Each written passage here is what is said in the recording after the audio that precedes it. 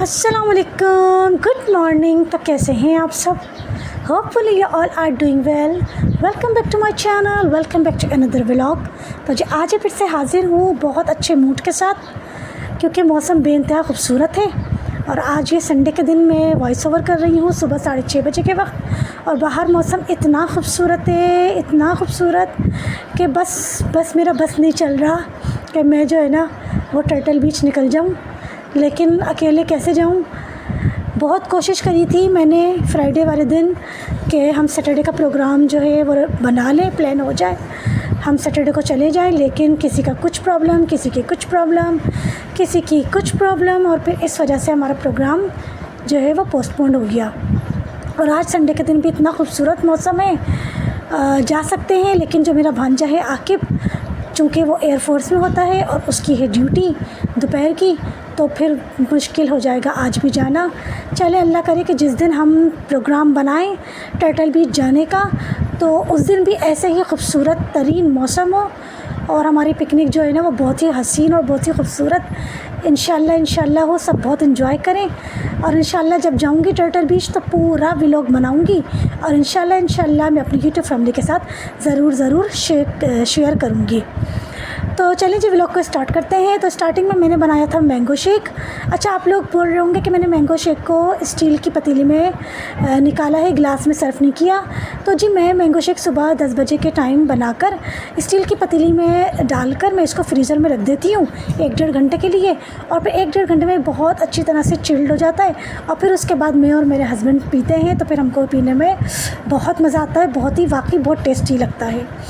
और जी यहाँ पर मैंने बनाए हैं शामी कबाब। तो शामी कबाब की रेसिपी कुछ इस तरह से है कि मैंने गोश्त को, चने की दाल को पहले पानी में डालकर, नमक डालकर इसको बॉईल किया था। फिर उसके बाद उसमें मैंने ऐड किया था लहसुन अदरक का पेस्ट, नमक, कुटी लाल मिर्च, ज़ीरा, सौंफ, और फर्स्ट टाइम मैंने पिसा गरम मसाला उसमें ऐड किया है, क्योंकि मेरे हस्बैंड ने लास्ट टाइम मुझे बोला था कि तुम साबुत गरम मसाला नहीं डाला करो, क्योंकि मैं हाथ से घुटाई करती हूँ तो वो नहीं घुट पाते, मतलब पिसते हैं साबुत गरम मसाला। तो मेरे हस्बैंड ने मुझे बोला था कि आइंदा तुम पिसा गरम मसाला डाल दिया करो, कोई फ़र्क नहीं पड़ेगा। और वाकई कोई फ़र्क नहीं पड़ा माशाल्लाह। इतने मज़े का बना है शामी कबाब का। जो ये तैयार हुआ है ना, बहुत ही ज़बरदस्त तैयार हुआ है। और बस फिर जब ये पक गया था तो मैंने इसकी खूब घुटाई करी थी, और फिर मैंने इसके अंदर ऐड किया था कटा हुआ पुदीना, हरी मिर्चें, प्याज और नींबू। और मैं वो नहीं डालती, क्या नाम इसका, अंडा। मैं अंडा नहीं डालती, मैंने बस ये चीज़ें डाली थी, और उसके बाद मैंने कबाब बना कर रख दिया। और यकीन माने, मैं झूठ नहीं कह रही हूँ, कबाब इतने मज़े के माशाल्लाह इतने लाजवाब बने हैं कि जिसकी कोई इंतहा नहीं।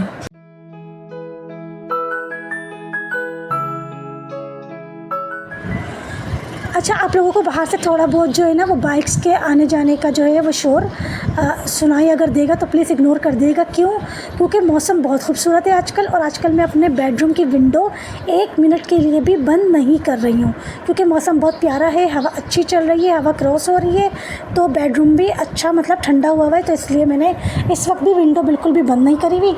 और ये सुबह संडे के वक्त, मैं इस वक्त सुबह 6:30 बजे के वक्त मैं यहाँ वॉइस ओवर कर रही हूँ। तो इसलिए अगर आप लोग को थोड़ा बहुत बाइक्स के आने जाने का शोर सुनाई दे तो प्लीज़ उसको इग्नोर कर दिएगा। और जी क्या होता है कि कभी कभी ऐसा होता है। अच्छा, पहले मैं आपको ये बता दूं कि मैं ट्राउज़र किस तरह से स्टिच करती हूँ। मैं पेंट स्टाइल का ट्राउज़र स्टिच करती हूँ, जो घुटने के साइड पर आती है ना सिलाई ट्राउज़र में, सबसे पहले मैं वो वाली सिलाई लगाती हूँ।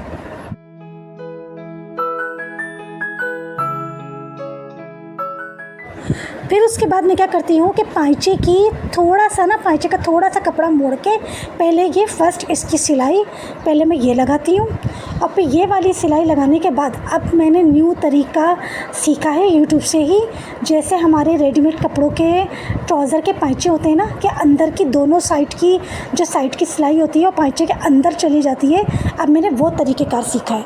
तो अब ये देखें, यहाँ मैं आपको दिखा रही हूँ, ये देखिए, इस तरह से इसको स्ट्रेट सिलाई नहीं लगानी, हम इसको यूँ मोड़कर, इसको ऐसे यूँ फोल्ड करके, और इसको यूँ ऐसे रखेंगे, एक के ऊपर एक रखेंगे, और फिर उसके बाद यहाँ इसको ऐसे भी सिलाई नहीं लगाएंगे, पीछे वाले को उठाकर और इसके ऊपर रख के, और फिर हम इसको यूँ ऐसे सीधी स्ट्रेट पूरी सिलाई लगा देंगे।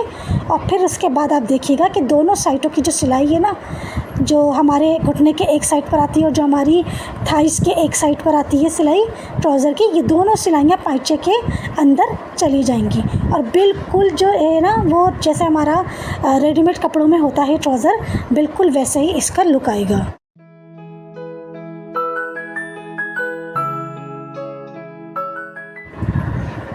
और बस इस तरह से मैं पूरी इसकी स्ट्रेट सिलाई लगा लेती हूँ। और फिर उसके बाद जो आसन जिसको बोलते हैं ना ट्राउज़र का, यानी कि जो बीच की सिलाई होती है हमारी ट्राउज़र की, मेन सिलाई जो होती है बीच की, आसन आई थिंक उसको बोलते हैं, या जो भी बोलते हैं, रुमाली की सिलाई होती है, उसको पूरा राउंड में लेकर उसको इस तरीके से मैं दोनों को अटैच करके और मैं फिर उसकी पूरी राउंड में सिलाई लगा लेती हूँ। अच्छा, इसको मैं एक छोटे से कपड़े को बार बार इसलिए लगाती हूँ कि ताकि धागा ना निकले, क्योंकि बार बार धागा डालना पड़ता है, इससे बहुत टाइम वेस्ट होता है। और ये देखिए आप लोग माशाल्लाह से, ये देखिए बिल्कुल जो ट्राउज़र का पाइचा है ना, पजामा कह रही हूँ, पाइचा जो है बिल्कुल ऐसा लुक आया है जैसे कि रेडीमेड हमारे कपड़ों में ट्राउज़र्स में होता है। बिल्कुल सेम टू सेम उसी स्टाइल का मैंने अब स्टिच करना सीख लिया है। और अब मैं अपने जो ट्राउज़र है वो इसी स्टाइल में सीती हूँ। और अब मैं यहाँ पे इसकी जो पाइचे के अंदर का जो राउंड होता है ना, उसकी मैं जो है वो फाइनल यहाँ पे सिलाई लगा लूँगी।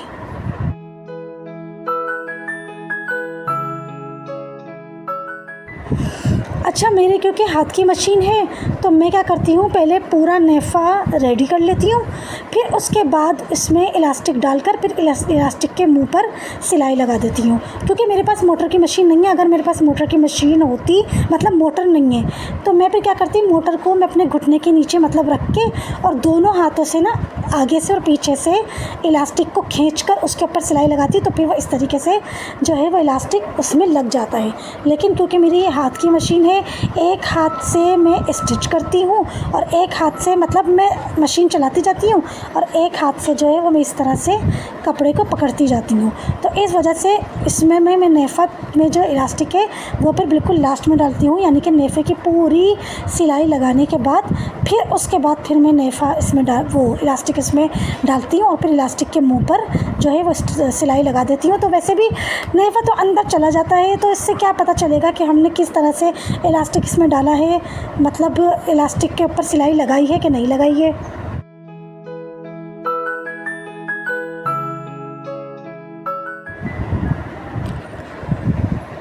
लेकिन बस मसला मुझे क्या हुआ कि 10 मिनट का ट्राउज़र, जो मैं आम रूटीन में 10 मिनट का ट्राउज़र स्टिच करती हूँ ना, वीडियो रिकॉर्ड करने के चक्कर में यकीन माने मुझे पौना घंटा लग गया। बार बार जाहिर सी बात है, जो मैं स्टिच सिलाई करती जा रही थी उसकी वीडियो क्लिप रिकॉर्ड करती जा रही थी, तो उसको बार कैमरे को ना चेक करना पड़ रहा था कि सही से वीडियो रिकॉर्ड हो रही है, सही से वीडियो रिकॉर्ड हो रही है।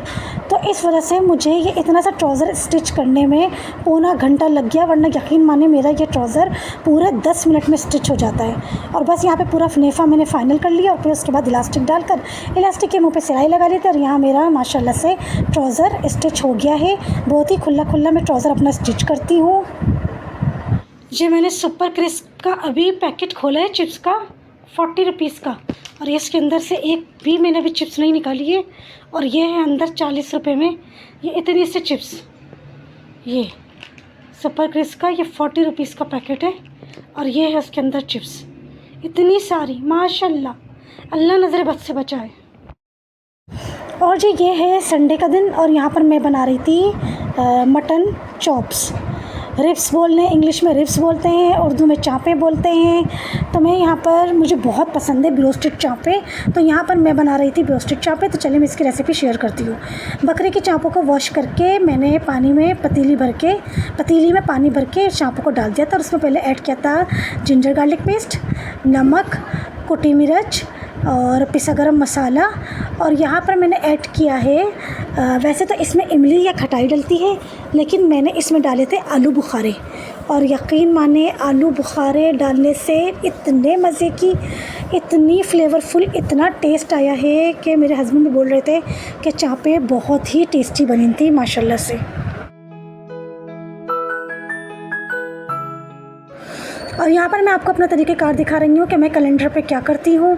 मैं पूरे दिन का, पूरे हफ्ते का अपना मेन्यू लिख लेती हूँ ताकि मुझे याद रहे, मुझे पता चल जाए कि मैंने पिछले दिनों में क्या पकाया था और अब आगे के दिनों में मुझे, आगे के डेज़ में मुझे क्या पकाना है।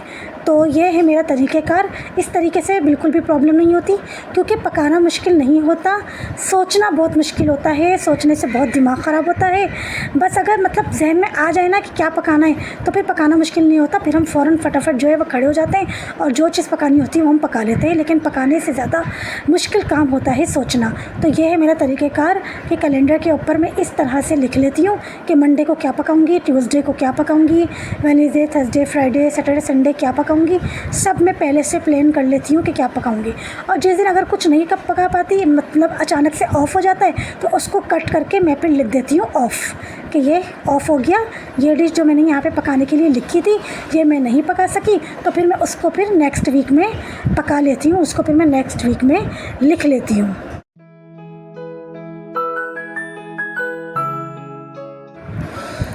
और जी आप लोग सुनाएं, आप लोगों की लाइफ कैसी गुजर रही है। माशाल्लाह अल्हम्दुलिल्लाह, मौसम बहुत प्यारा हुआ है, बहुत ज़्यादा ही पिकनिक पे जाने का दिल चाह रहा है। आप लोगों का पिकनिक का प्रोग्राम बन रहा है कि नहीं। तो बस यहाँ पर मैंने ब्रोस्टेड चापों को इतना पका लिया था कि सारे जो उसकी यखनी थी ना, जो उसका पानी था, वो सब चापों में ही एब्जॉर्ब हो गया था।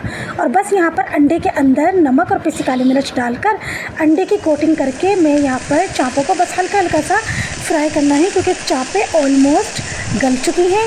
सिर्फ अंडे की कोटिंग करके हमें थोड़ा सा फ्राई करना है और इसको हम एंजॉय करेंगे रायते के साथ। दही में मैंने डाला था नमक, पिसी काली मिर्च, पिसा ज़ीरा और पिसा धनिया, इसका मैंने बनाया था रायता। और यकीन माने चापें इतने मज़े की बनी थी, मुझे तो बहुत पसंद है।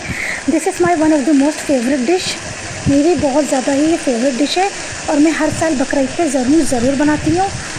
तो आप लोग ज़रूर इस रेसिपी का ट्राई करिएगा। आप लोग खुद बोलेंगे कि वाकई यार बहुत ही ज़बरदस्त रेसिपी बताई है। इंशाल्लाह आप लोगों को बहुत पसंद आएगी और आप लोग बहुत एंजॉय करेंगे। आप लोग को बहुत मज़ा आएगा इसको खाने में। इसको ज़रूर आप लोग खाइएगा बनाकर।